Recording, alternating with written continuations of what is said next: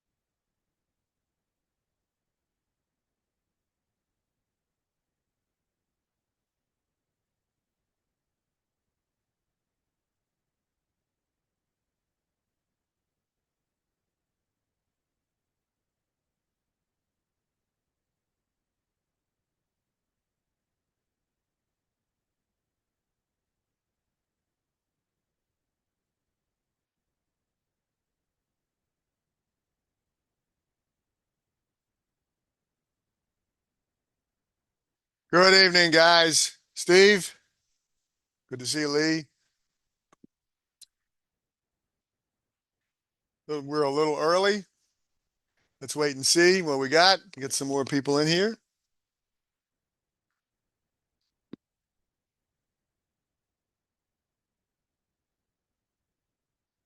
Dan, good to see you.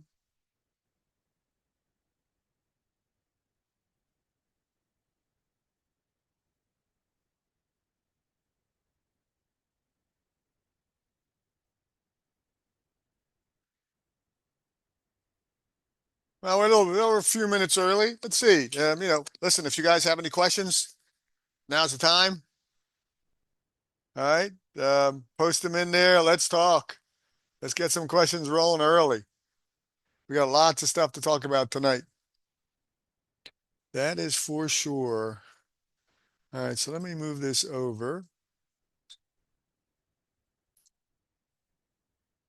there. And then we got this. Then we got that. David, good to see you.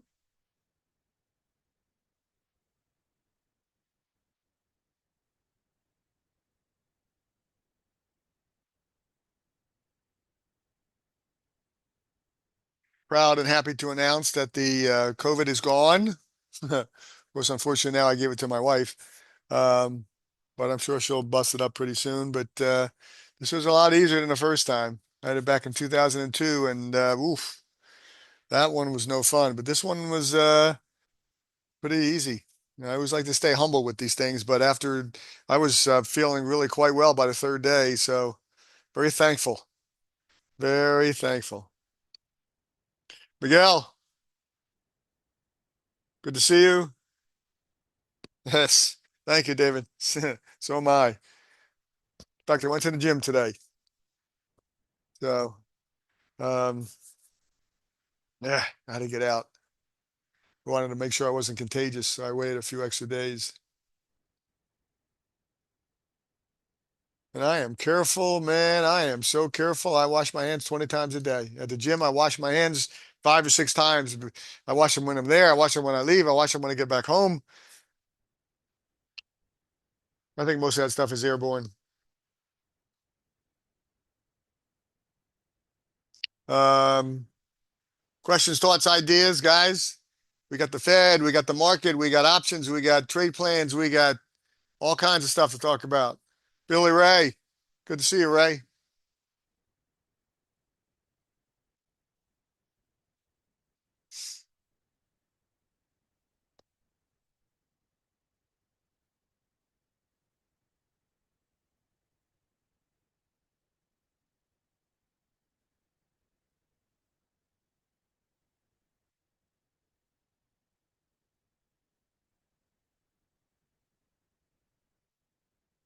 Yeah. Yeah. I don't know. I really just don't think that. I mean, after all this time, I would think people realize that the masks just don't work. Um, Unless you have a phenomenally good mask. And it was K92s or whatever the heck they're called. I forget what they're called now. They're supposed to be good, but these people walk around with these cloth masks and stuff. And those blue dust masks, those things don't work. Those things you put them on a microscope, they have holes between the threads this big, and a virus is the size of a pin. They roll right on through those masks.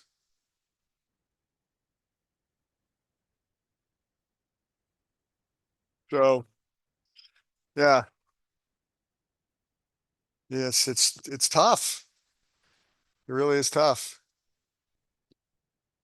And I have never had a shot. I'm not a shot believer. I have a my my favorite joke is I tell people, and of course I have to explain it when I tell them. They say, "How come you haven't had a jab or shot? The COVID shot." I said, "Well, because I wear a lot of t-shirts, and I'm afraid that if I get too many jabs, I might have to buy new t-shirts." And of course, they don't know what I'm talking about. And I said, "I'm afraid I might grow a third arm because of the shots, and then I have to buy new t-shirts." So no, I'm definitely not taking any shots. Um, but listen, I hope everyone's well because I know that stuff is floating around now. All right, so let's go. Let's start. Well, we can start with the disclaimer. We know this is for educational purposes only, and these are not recommendations, of course, every week. And this is the Trading Foundation's beginner working sessions. All right, so focus for beginners. You guys can ask any questions that you want. I encourage you to ask questions. There are no bad questions. Don't be worried about any questions you might ask. They're all good questions. All questions are good. All right. So let's take, whoop, that's not what I wanted to do.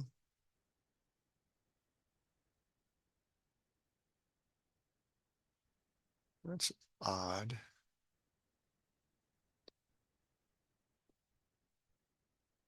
Hold on. I got to find my screen here. Ah, okay. There you go. All right. So N95. Yes, right. That's it. They're supposed to be good, but I don't know. They block viruses. Viruses are little scrawny little things, man, and they can weasel in and out of all kinds of stuff. Um, so let's take a look. What do we have market wise today? Here is the SPY. We had a down day today. The the industrials were down 177. The Nasdaq was down almost 300. SPY was down a big whopping 50, and IWM was down a mere dollar and a half. So definitely a down day. But then listen, what would anybody expect when a solid technician would expect when the market goes up 14 days in a row? Um, that would make any market overbought. And then, of course, it is overbought. Doesn't mean it can't go higher. Sometimes markets are overbought and they continue to go higher. Sometimes this is just a signal of strength more than an overbought scenario. That's why you really can't um, trade the indicator. You have to trade the price. Hey, Glenn, I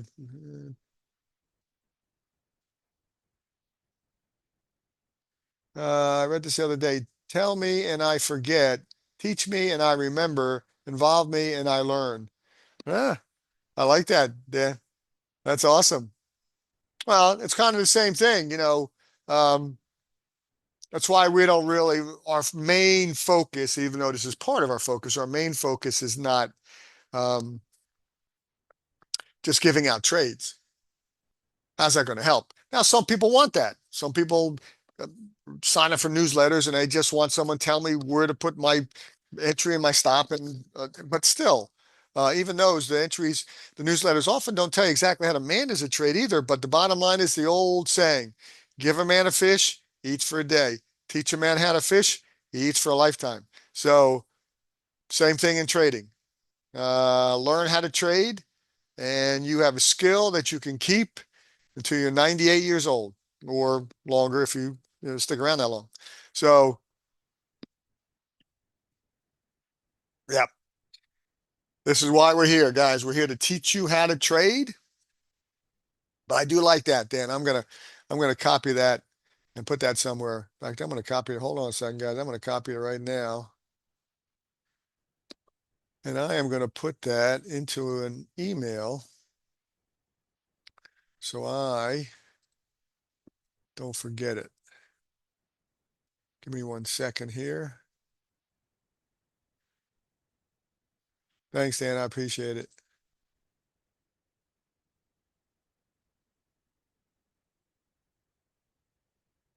Send this off to myself. There you go. Cool. Okay. All right, here we go.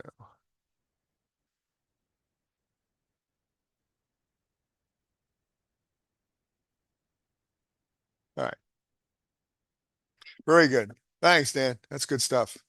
All right. So, Bob, you snuck in. How you doing? Good to see you. All right. So again, questions, guys, hit me when you got them because that's why I'm here. All right. So up to, I don't know, we're 13 days in a row overbought. And on top of that, what else we got? We got a pen right here. We got our top resistance right here, 565.16. That's that last high. Today got really close. 563.18.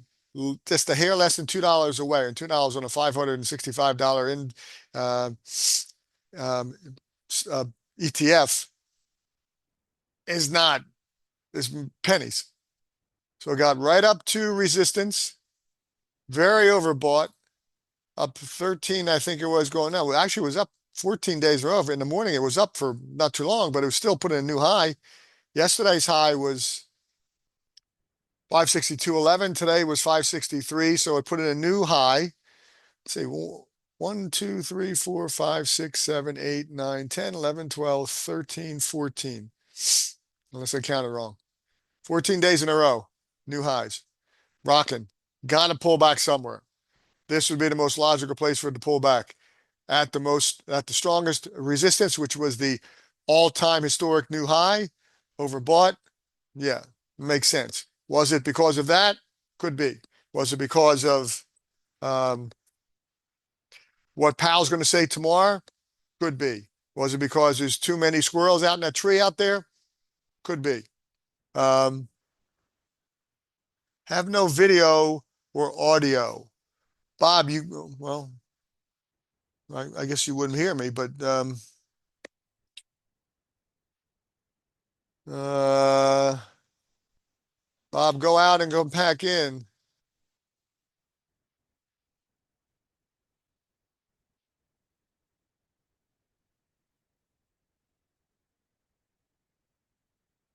Yeah.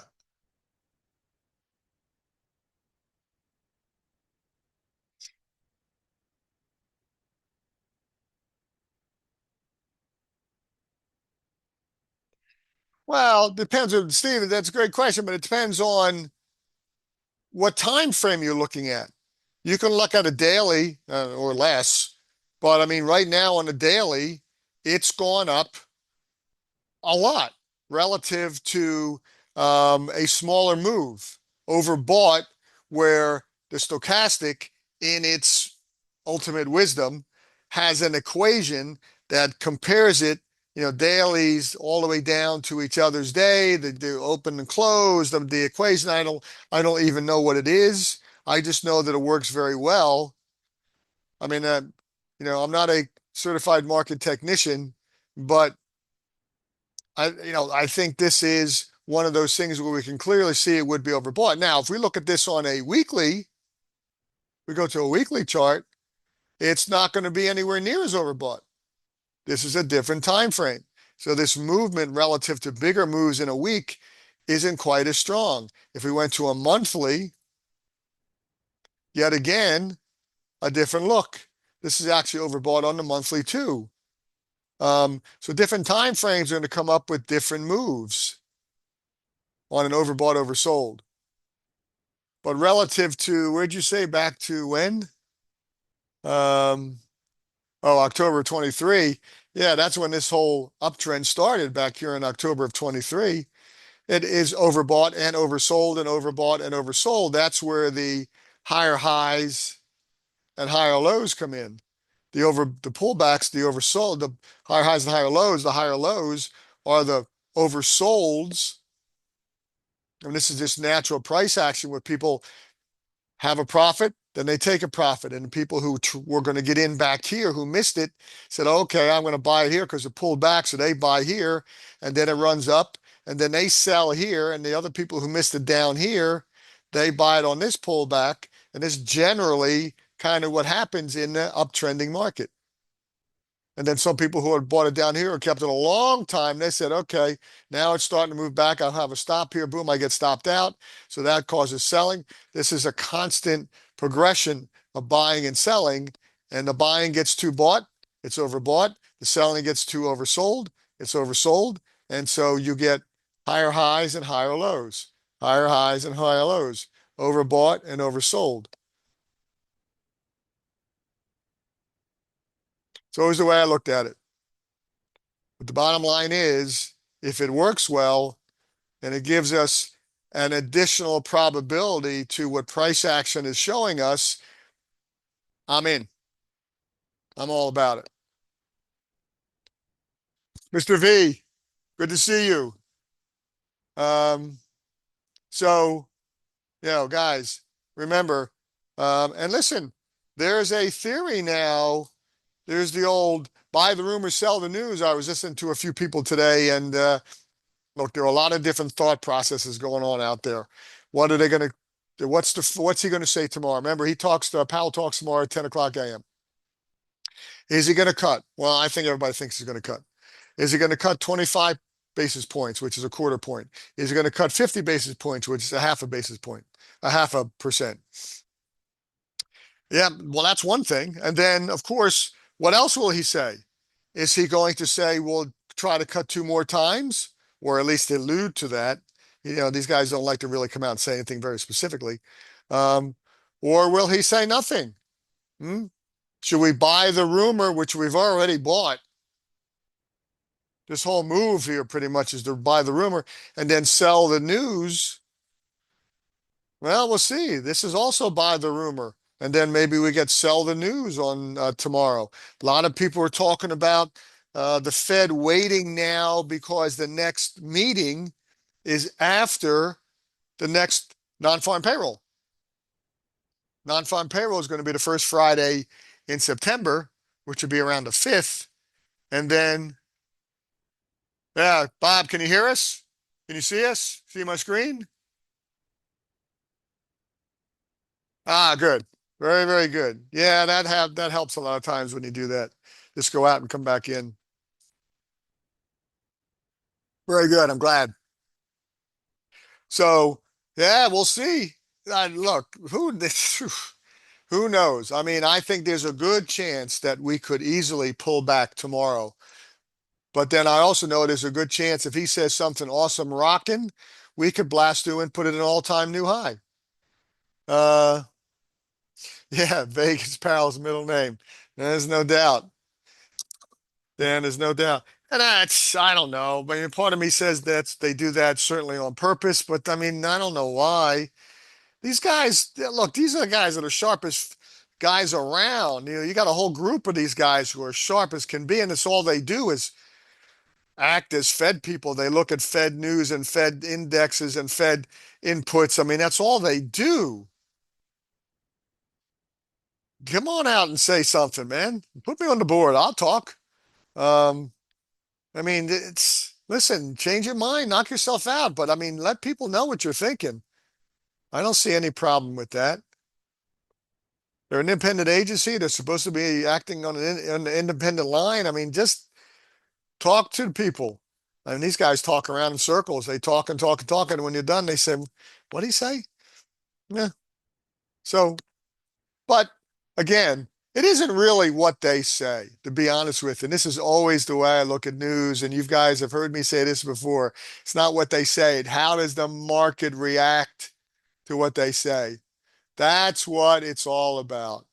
Because the people who move this market, the people who have the money, and I don't mean they collaborate, nothing like that, but the people who can make these markets move, the big money whale guys, that's really what matters, what they think, not what we think. The Fed is very cautious, balanced to keep from falling off the edge. Yeah, yeah, they're trying to balance. I don't know. Listen, just remember, guys, and I know I've said this before, but the bottom line is very simple. The Fed has two purposes, a duality of purpose. Everybody focuses on inflation. Yes, their goal is to have a inflation target and to keep at that target, which is good. You don't want runaway inflation. You don't want runaway deflation either. So you got to keep things where they need to be, and that's a big way to do it through in interest rates. But their second mandate is to keep the economy as strong as it possibly can, as strong as they can keep it in lieu of the correct, or in their case, their goal of inflation. Goal of inflation with the most economic activity, the strongest economy they can have. That's their goal. Sure, I mean, if they want to beat up inflation, they can raise prime rate up to 14%, a la Jimmy Carter back in the 80s. Um, but I mean, you're going to pretty much guarantee a recession. Nobody wants a recession. Nobody. There is no reason in the universe to ever want a recession. The market won't like it. You'll get a bear market. You'll get falling prices everywhere. And recession is kind of out of control of inflation. Nobody wants that.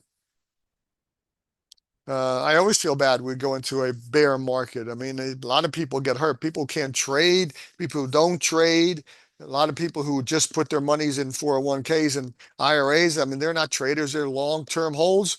They get beat up in recessions and bear markets. And I don't like to see that. So the Fed has a tough gig. There's no doubt about it, but that's their job. That's what they're good at. And sometimes they overreact. They leave those interest rates too high and or for too long. And that's not good.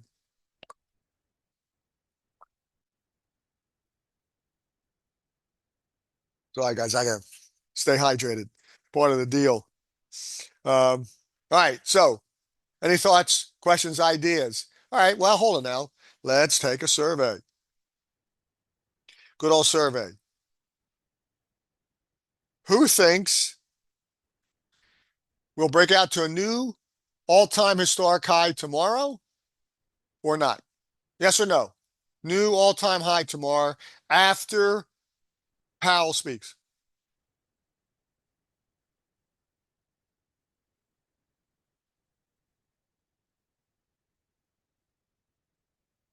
Hold on a second. No, no, no. Ooh, okay. The no's are running wild. Anybody? Come on, guys. Just throw a yes or no in there. All right, good. Steven, we got a yes. Miguel, I'm not sure if that counts. All right, a lot of no's. All right, well, okay. Then I'll put you down for a yes. Miguel wants it to go up. I want it to go up too. Uh, so let's see. We got one, two, three, four, four no's and I believe two yeses. Yeah, four no's and two yeses. All right, I can see that. I got to tell you, I doubt it. I doubt it too. I think just technically the market needs a little pullback here. It's gone up too much. It's overbought. Big down day today. This was an engulfing day. It completely engulfed the last couple of days. And, a little pullback to the moving averages would probably be a healthy thing. I don't see a problem with that. I can't imagine he'll say anything that will make it drop a lot. Like, we're not talking about going down to here. Um, so um, I'll go with that. That'll be my thing. All right. Yeah, no, I hope not too, Bob. I mean, this was definitely overdone by the market. This is when non-farm payroll came out, and it was just overdone. This is not the first time the market has overreacted to some news. Hoping, not hope, but fear and greed, man, fear and greed. In fact, that's a good question. What in the world is the fear number at? I haven't looked at it on. Let's see. Let me bring it up here real quick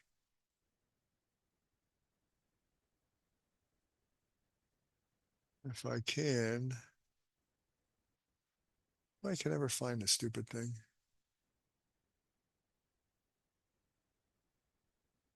Uh,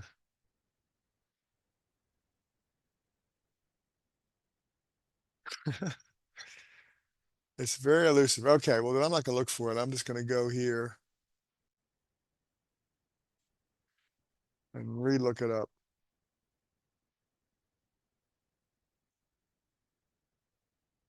Fear and greed index. Where is it at? It's saying neutral. Still, nah, there's nothing to be. After going up 14 days in a row, you figure you get a little bit more than neutral. This is not the one I normally look at. See if I can find the other one.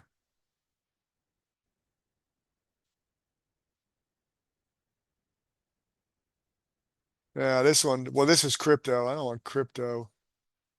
No, hold on a second.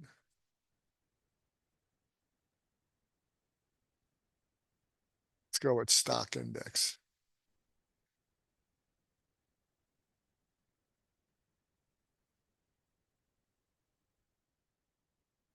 Oh, here, maybe this one. Ah, here it is. This is the one I always look at. All right, it's crypto stock market 48. Yeah, okay. So not as bad as I thought it would be, but yeah, all right. I'm gonna put this back in my over here because I never find it. I don't know why I can't find this silly thing. There you go. All right. Too much stuff saved. Miguel, big banks are playing with the market. Why would the market rally last 13 days? Well, I think because this was overdone. The market got scared that we were going to have a recession. The probabilities had run up because of the very weak non-farm payroll numbers. And now the market that becomes a buying opportunity and people just started buying it back up. Um, they were trying to give it to Powell, not for cutting. It changed yesterday to neutral. Before that was on fear. Yeah, well, it was definitely on fear back in here. It got down into the 20s. All right. This is an unusual run. There's no doubt. This is one of the biggest runs in the history of the stock market on, consistent runs without a pullback.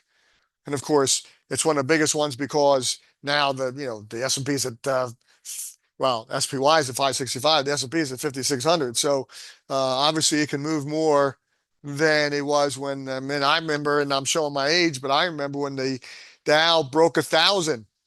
The Dow Jones Industrial broke 1,000 back in the late 70s, and I remember, and it was like headline news. It was like fireworks. Back then, a $25 up or down day was big. That was headlines too. 25, that was up $25 today. People like, woo, holy mackerel. Now a big day is six or 700. Um, but of course, now the Dow is 40 times higher. It's amazing. So, yeah, it's a big, big run. All right, let's take a look at some stuff. Stocks? Any stocks, guys? Any options you want to take a look at? Um, Scans? I did have nice setup in Walmart. I think we talked about Walmart last time. This is that Gap. on earnings. Flag right here, 3-day flag. Breaks out on the 4th day, goes up and up. Nice little run. I did take this trade. Still in it. Sold some. No recommendation. We know that. But this is for me, I'm a pattern trader. I'm a trend trader. I'm a pattern trader. So this is a great trade for me. Great trade setup. Will they all work? Absolutely not. No, nothing all works. But this was a potentially great trade. And I obviously, well, not obviously, but I traded with options because I'm an options trader. So can you outline the flag? Yeah, sure. Flag is a 3-day minimum consolidation. It doesn't have to be 3 days. It can be 30 days, but 3 days minimum. The first day of a flag is always, no, I don't draw very well, is always the highest high.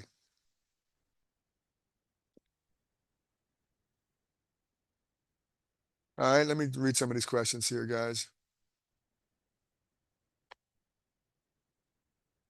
Ice, yeah, we'll take a look at that one. Dan, 3 days minimum. First day has to have the highest high. That's what starts the flag.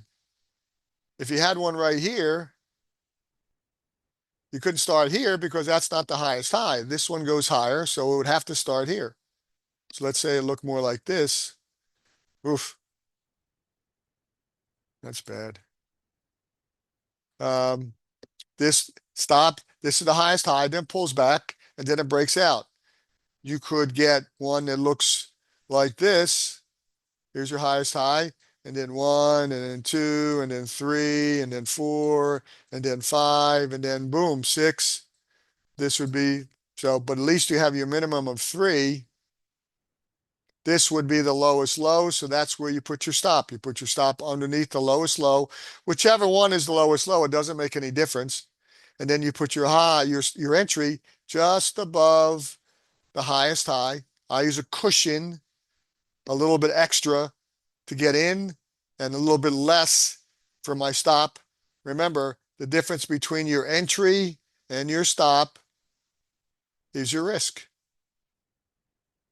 If this is $3, we'll say, let's say that the high is 74 and the low is 71. I'm just making up numbers. Then you know you have, this is your entry, this is your stop. Then you know you have $3 worth of risk. If you had a 50 delta, you're risking $150 per contract. Remember, delta is the percent that the stock goes, the option goes up and down per a move in the underlying stock. So I always look to teach it on a dollar. So if the underlying goes up $1, your option goes up 50 cents. If the underlying goes down $1, your option goes down 50 cents. So this is where the leverage comes in. You have an option here on Walmart even, and we'll say it's at 75, $7,500 will buy you 100 shares. $400 could buy you an option.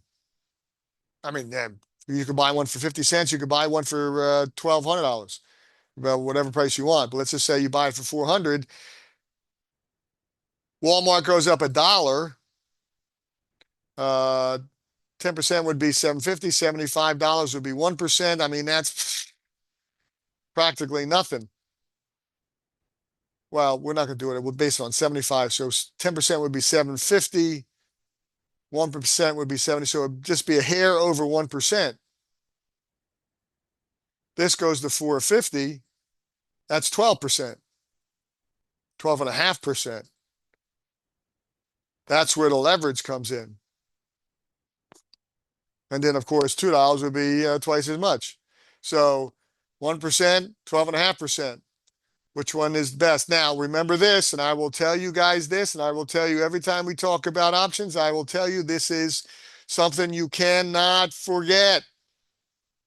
Novice traders always say, hey, man, that's really cool. I like that leverage. Yeah, just remember Leverage works both ways.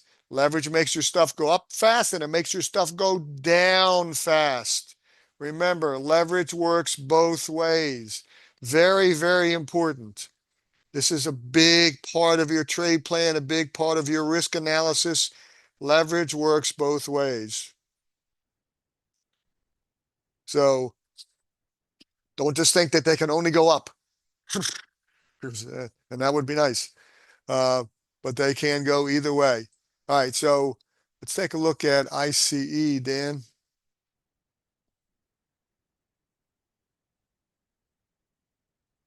Oh yeah. So Dan, did you see we'll take a look at the option chain. Did you see a flag here? Mm, I mean, there is one right here. It's a messy one. There's a nice flag right here. This is a beauty right here. But when these bars continually go up, this is a rising wedge, and well, I don't trade rising wedges. Um, it almost looks like the flag here, but again, the first day has to be the highest high, and these are still slightly higher, so no flag there either. Um, so I'm not sure. I'm not sure exactly where you were looking to get in. Give me some numbers if you can. But while we're here, let's take a look at the option chain. See what we got. All right. So remember, you guys, listen, you could go out. There's December of 2026. That's a leap. Because I have all these on here. Hold on one second. No, I don't have them all. That's as far as it goes. All right. It's December of 26. So 18 months. Um, if you wanted to, a little far for me. I'm a day trader by heart. So and that feels like 26 light years for me. But to each their own. September 20. That's so these are monthlies on ICE. September, October, November, December, January. All right. So they don't have weeklies. They don't have certainly don't have dailies. Though not a whole lot of stocks do, but most have weeklies. Now this one only has monthlies. So you could buy September 20th. This is the expiration. Pretty standard option chain. September, September 20. Bid ask spread. Remember, it's like buying a used car. So if we go to, let's find a 50 delta. Well, we'll go with this one. It's got a 70 delta. There is no 50. Um, Bid ask. The market is asking 540. People trying to buy it are bidding. The highest bid is 490. It's like the used car. Guys asking 10,000. You say, I like it, but I'll give you 9,800. So there's always a bid, always an ask. Calls on the left, puts on the right. These are puts, these are calls. Strikes in the middle. Remember, the strike is the amount that you could, the dollar amount that you can buy 100 shares at, no matter what the price of the stock is. You're not obligated. Uh, it's an ability, but not a. Let's see, now I'm having a brain thing here. You have the right, not the obligation. You can do it, but you don't have to. But you have the right. So if this ICE goes to 180 and you have a 155 contract, well, then it's worth at least $25 because you can buy this $25 cheaper. You say you tell the market and say, hey man, I want to buy 100 shares at 155 on ICE. And the market giggles, says, what are you talking about, man? It's current price is 180. So no, I got an option contract. It's a 155 strike, and they'll say, okay, why didn't you say that? Now remember, you still got to pay for it. All right. You still got to pay $155 a strike, which is going to cost you 15,500. 100 shares. You can't buy less. You can't say, well, I only want to buy 30. Uh, these are option contracts and lots of hundreds. That's why when you see $5.40 for the price, that's not, it's not what you pay. You got to multiply that by 100. That's for one share of stock. Can't buy one share of stock. You got to buy 100. So this is going to cost you 540 clams, right? 540. So make sure you know that. Strike, but you can buy it for your right now the obligation. There's your bid-ask spread. Delta, 69 delta, very simple. 69%. 69% of the movement of the underlying stock, which is ICE. Every dollar, it's actually every penny, but every dollar that ICE goes up, that option will go up 69 cents. And that delta, that's called a delta, will rise up as the price of the stock, the underlying stock goes up. Slowly, but it will rise up. So if this were to go up $10, this would probably be a 79 delta, roughly. All right. Open interest, what's available, hasn't exercised or closed. Volume, we know volume. And you can put implied volatility on here if you like. This has a relatively low implied volatility. Implied volatility goes up, but there's no real scale. But, 100 is a lot, greater than 100. 50 is kind of getting to a lot. 20 is kind of low on average. So the higher the implied volatility, the more expensive the option, the time value will be of the option. All right, so it's a bit of a fire hose. Any questions on that, guys?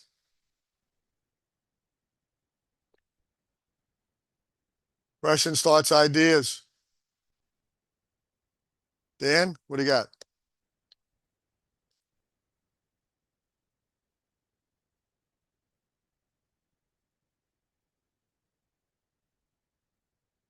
Oh, rising wedges. Well, because there's no place to enter. Hold on a second. Let me get rid of this mess. Um, if you have a flag, you have a resistance area.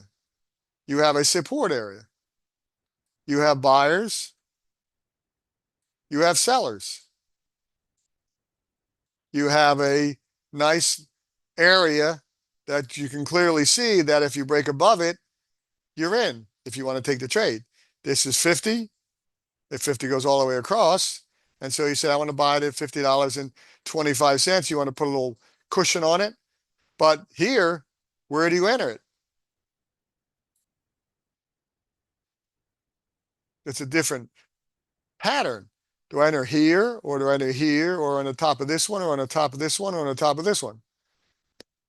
You could, if you wanted to, make your own rules, you could. But yeah, I find flags like this one to me much better. So here, if it broke out here, it broke out here. If not, if it broke out, it broke out there. And you can clearly see the a condensed area of activity, which is much easier to see a breakout than it would be on this. Does that make sense, Dan? Cool. Okay. All right. I wanted to go over OCOs today, but we're not going to have time. But there's always next time. OCOs, orders. Once one cancels the other, where you put in a buy and a sell and that kind of thing, and or just an order to buy. So in this case, let me get rid of this. You got a flag. Well, like right here, you got this flag, and you see it. Let's say it doesn't break out till there, and after 3 days, you say, I like this flag. Say at the top of it's 50. You put in an order. I want to buy greater than or equal to $50.20. And then let's say the bottom is 47. And you say, okay, then I want to put in a sell stop limit at 47, no, 46.80. So there's your order.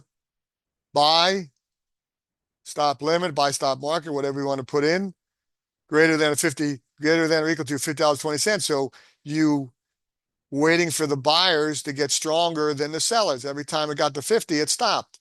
If it goes to 50.20, we have high probability, no guarantee that we'll get, and this is exactly what we got, a move continuing in that same direction, the trend, right?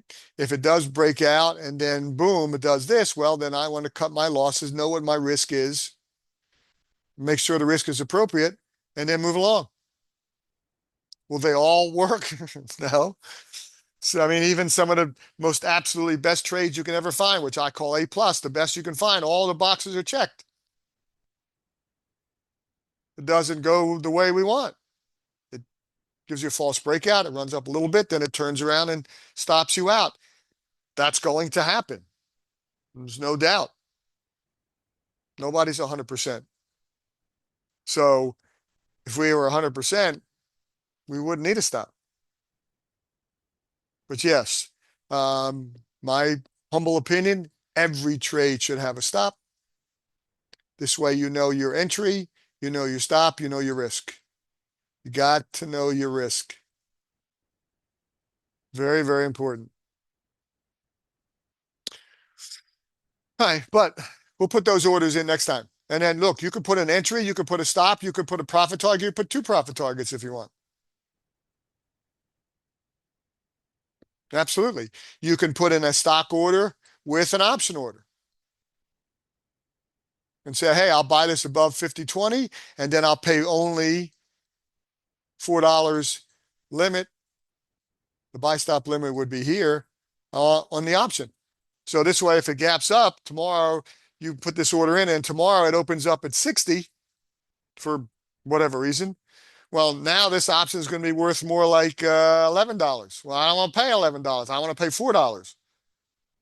I don't want the market to tell me what I'm going to pay. I want to tell the market what I'm going to pay. If I can't pay $4, I'll move on.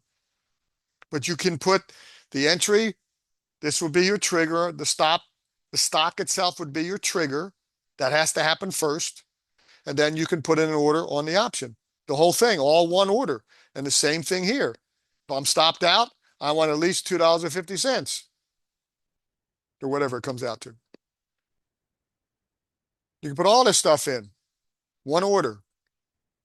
We'll do that next time. That'll be fun.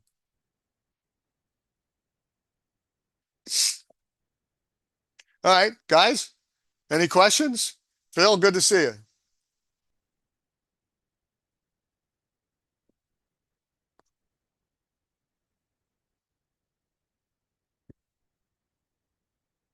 Thanks, Dan.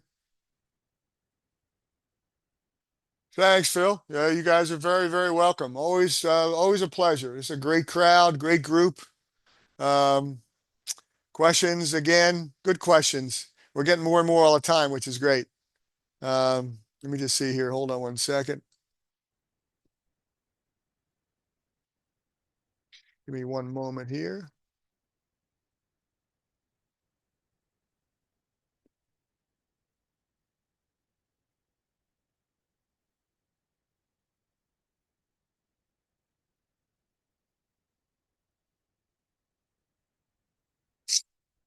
All right. Any last questions before I mosey along here? Thanks, Bob. All right. So again, guys, keep an eye, keep a close eye tomorrow. See how the market reacts to the news at 10 o'clock. I don't know how long he's going to speak. Miguel, always a pleasure. Uh, Probably for a while. I don't know how long-winded he's going to be, but the market is probably going to gyrate. Probably be very interesting to watch. But keep an eye on it. See how the market reacts, especially after he's done speaking. Sometimes the market has to kind of, saute it and just uh, uh, figure out, you know, give it some time, think about it, dwell on it, meditate on it. So there might be a slight um, time lag.